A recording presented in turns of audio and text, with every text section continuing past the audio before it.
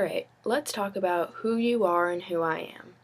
I am the same person that I was yesterday, and the day before, and the day before, and I think you can figure out the rest. But what makes me the same person? What about, I don't know, say Michael Jackson? He was the same person throughout his life, right? I think we can all agree on that. However, he changed his appearance dramatically. If you saw him at age 15 and then age 45, you would have no idea it was the same person. Some people say his mental state changed. He went crazy, but we can't really know that for sure. All in all, he was still the same person. There are two different ways to think about sameness, though. There's qualitative sameness, and then there's numerical sameness. If I walk out of my room and see my roommate wearing the same shirt as me, made by the same person in the same design and same color, we would say that we're wearing the same shirt. This is qualitative sameness. The shirt shares similar qualities. Then we decide to see if we can fit one arm into one strap of my backpack. 2 people in one backpack. In this case, we're talking about numerical sameness. One and the same thing. One in the same backpack. As we grow up, we are numerically the same, even though we are not really qualitatively the same. But what makes us the same? Is it my body? Is it my brain? Or is it something completely intangible? Let's look at a few theories regarding this. The first I want to talk about is the body theory. Some people call this animalism. The main premise of this theory is that we remain the same person as long as we have the same physical body. Same body, same person. Simple enough. This theory is based on numerical sameness. We grow and we change, but we're still in the original body that we started our life in. We are identical to our living bodies. This holds true when we look at people who are in a vegetative state. If I were to walk into a hospital and see one of my friends that had been in an accident and was now in a vegetative state, even though I hope that never happens, I would be able to immediately recognize him or her and say, oh no, it's, say, Bobby. He would still be the same person to me. However, there are lots of scenarios that cause problems for the body theory. What about life after death? I think most people who believe in life after death picture their past relatives, wherever their spiritual body is, in the same physical form as it was here on Earth. But by the body theory, they wouldn't be the same person because their physical body is here in the ground. You ever seen Freaky Friday? That used to be my favorite movie. In any case, it's about a girl and her mother who switch bodies, but they have their original minds. The mom believes that she's the girl and acts like the girl, and vice versa. They know that they're in the wrong body because they can see that in the mirror, but the body theory would say that no matter what your mind says, if you are in your mother's body, then you are now your mother. Weird, right? It doesn't seem to really fit. Alright, last objection. What about amnesia? People who wake up from an accident or some sort of traumatic incident and never gain their memory back have no idea who they are. They're starting with a blank slate, they don't even know their own name. But the body theory says it doesn't matter, they're still exactly the same person. Alright, enough of this, body that. Let's talk about brains. There's a theory called the brain theory that says if you have the same physical brain, then you are the same person. Sorry, but this one doesn't hold up too well. What about a brain transplant or a head transplant? What about a man whose body was cancer-ridden who got an opportunity to have his head transplanted onto the body of another person, someone who was brain dead? Say the transplant was successful. Now, who is he? The body theory would say that he is now the person who was originally brain dead. The brain theory would say that he is the cancer patient. So which one is he?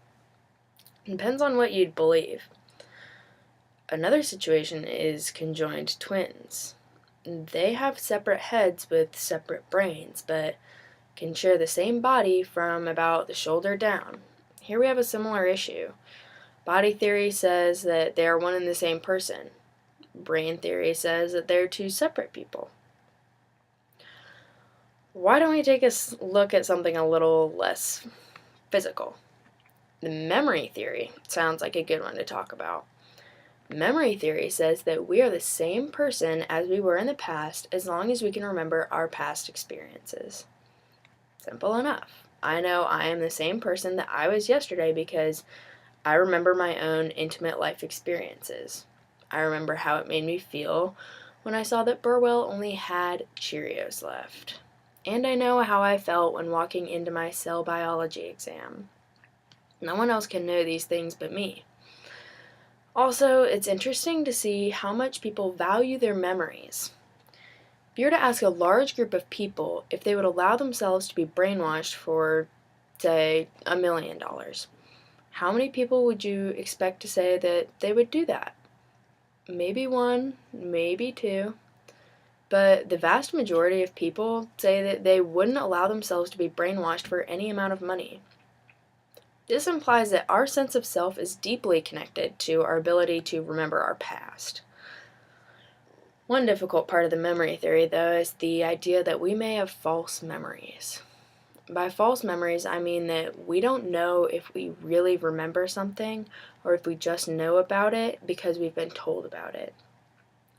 For example, I think that I remember my grandpa that passed away when I was 4 years old. However, I can't be sure if I really do remember the experience of him holding me in a rocking chair or if I've just been told about it so much from my parents and seen so many pictures that I've created a false memory for myself.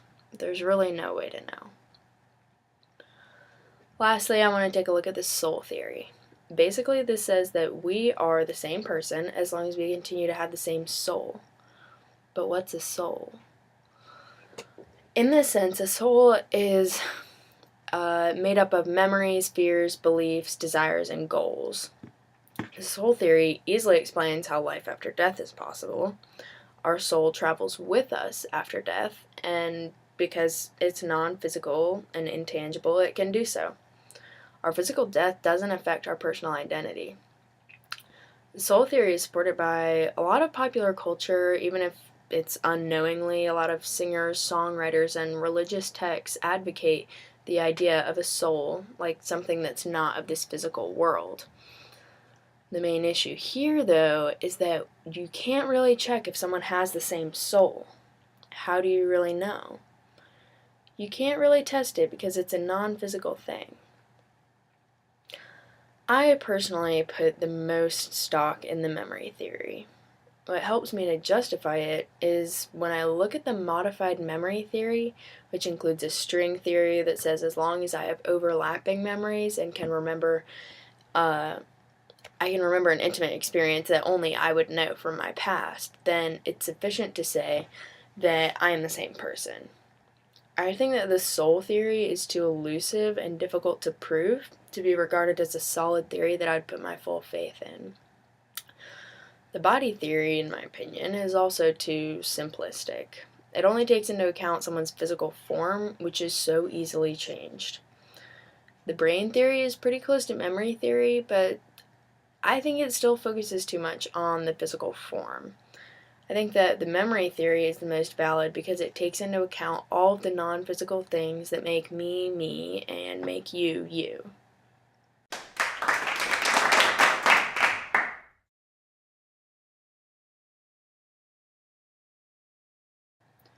Alright, so my friend is trying to tell me that soon enough we'll be surrounded by robots that are conscious, that are just like us. I don't really buy into that, though. I'm here to tell you why that will never happen and exactly why that will never happen. First off, let's talk about souls. All people have one. A soul is your beliefs, desires, feelings, memories, goals, all that jazz. Soul's not a physical thing that you can put into or take out of a person. It's something that we, as humans, are simply born with. Machines do not and cannot have souls. It's physically impossible. This is the fundamental difference between humans and machines. Humans have souls and machines don't. So, my friend went on and on about how robots can respond to what you are saying and they really understand you. Yeah, right. That's because that's what they were made to do. You can program just about anything into a machine.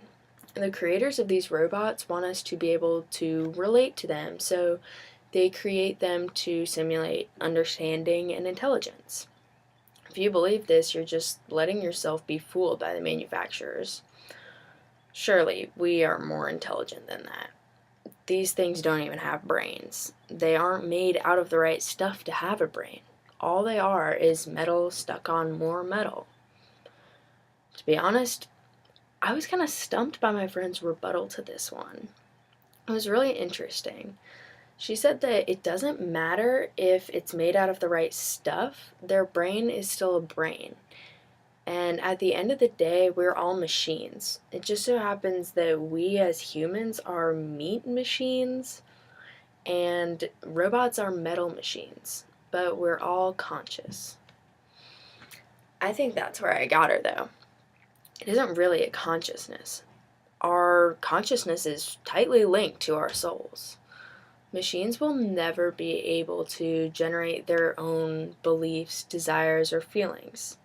They will only simulate the reactions and desires that they have been programmed to do. Then I started thinking, how do I know that my friend has feelings? How do I know that the person standing right in front of me really understands me and isn't just a machine programmed to simulate this kind of understanding? Well, I know that she's made out of organic material like I am. But do I really know that? Unless there were to be some sort of operation, I don't think that I could really confirm. If I confirmed that she had a brain made out of the same stuff as mine, I would know that she's a human and she has a soul, right? Yeah. I decided to tell her about this, to which she responded, "Why does it matter, though? Are you kidding me? Why does it matter? It makes all the difference in the world if you are a person or a robot." As I stood there silent, dumbfounded at her ridiculous question, she continued. She said that if she actually did have a brain made out of silicon, but she acted the same way as a person with an organic brain like me, it wouldn't really make a difference. Okay, so she's saying that her outward behavior would be the same if she had an organic brain or a silicon brain. So I really have no idea because she would act the exact same way. I guess it wouldn't really have an effect on me if she had a consciousness or not. She may have me convinced. But then again, we all have an inner something that can't be replicated by any sort of machine, no matter how advanced or sophisticated it is. So how would I prove this? Honestly, I don't think I could. I guess I couldn't measure it because it doesn't have an effect on our behavior, really. I know it goes against what I was saying before, but for all I know, machines could have this inner something too. You know what? No, I'm not going to let myself be fooled like all those other gullible clowns. I'm sticking to my gut instinct. Let's go back to the basics. These machines do not have this inner something or consciousness because they have no idea what is going on. They only look like they do. All they're really doing is shuffling symbols around to make it appear that way. Alright, I like the analogy of Chinese cards. I shared this one with my friend too. I don't know Chinese and neither does she. So, if I were to give her 50 cards with Chinese symbols on them, could she form a coherent sentence? Of course not. I couldn't either. But if I gave her 50 cards with Chinese symbols on them and an instruction manual that told her in what order to put them, could she make a coherent sentence? Yeah, of course she could. It's exactly how machines do it. They appear conscious to us because they are run by computer programs that tell them exactly what order to produce symbols, or in their case, words, in response to questions or commands. They have no idea what they're doing. They don't even have ideas. I think I've made my point clear. Machines really have no way of ever being conscious. At the end of the day, they're just shuffling around a computer program in an attempt to fool us.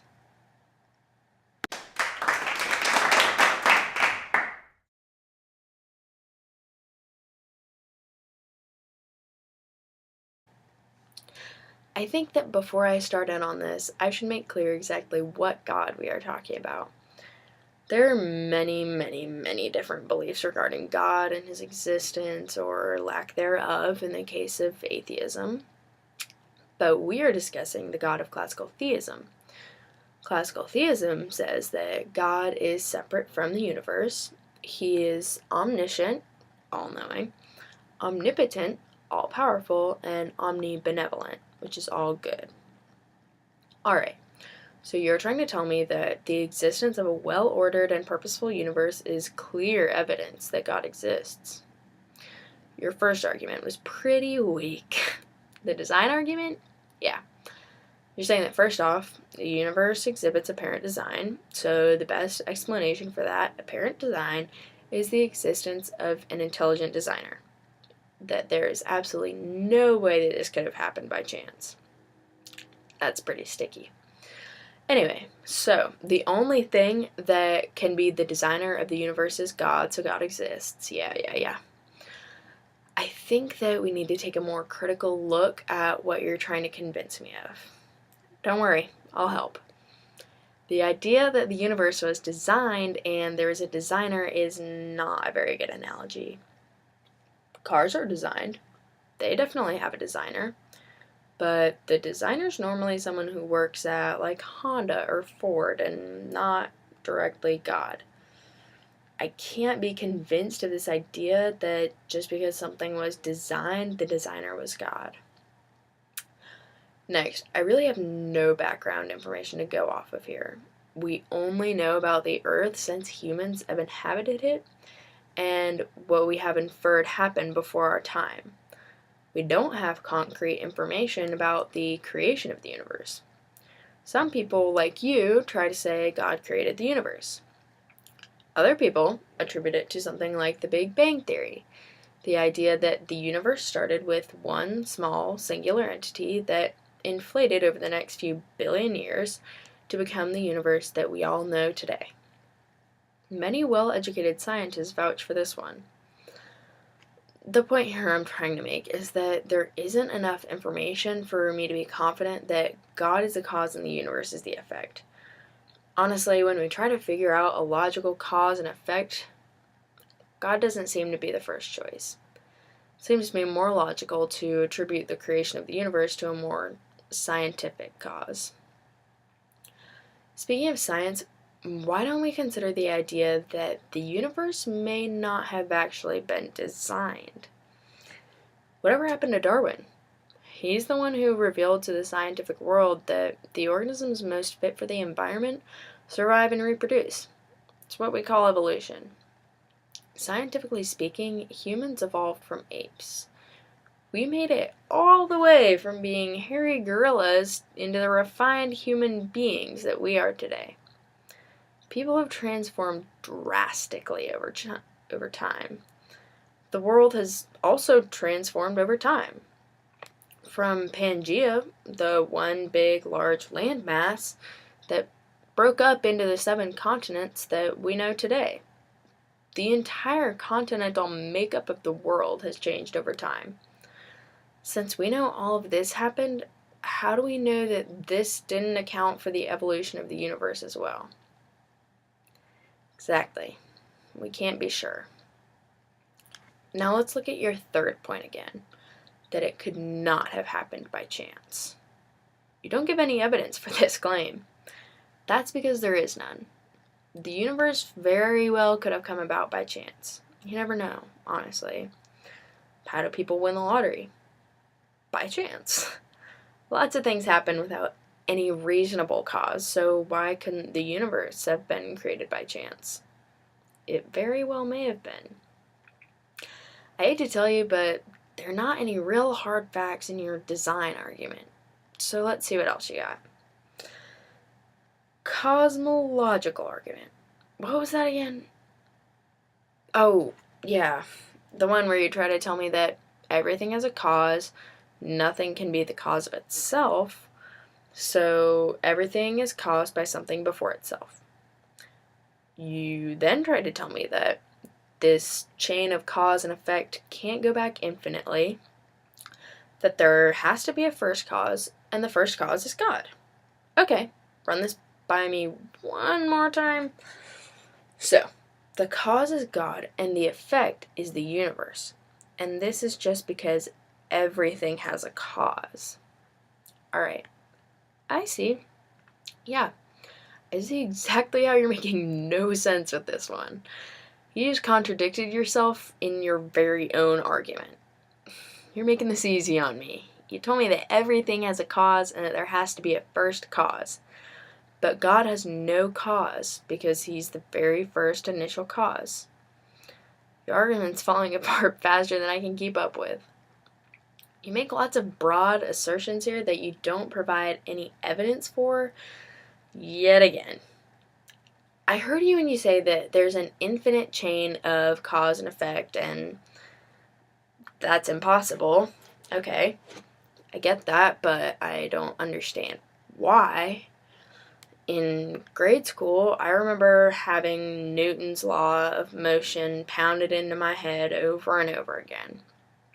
Newton's very first law says that an object in motion will remain in motion unless acted upon by an outside force.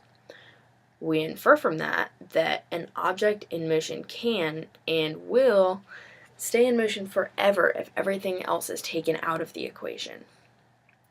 Therefore, it's a possibility that something will go on infinitely. Unless you can give me some evidence that Sir Isaac Newton has got it all wrong, I think I'm going to stick with what I know. I know that I may have just reasoned through your arguments and shown you where they're lacking, but you're more than welcome to keep on believing them. I think that society would fall to pieces if we all didn't have a little faith now and then. So I'll resign from this argument with a simple, to each his own.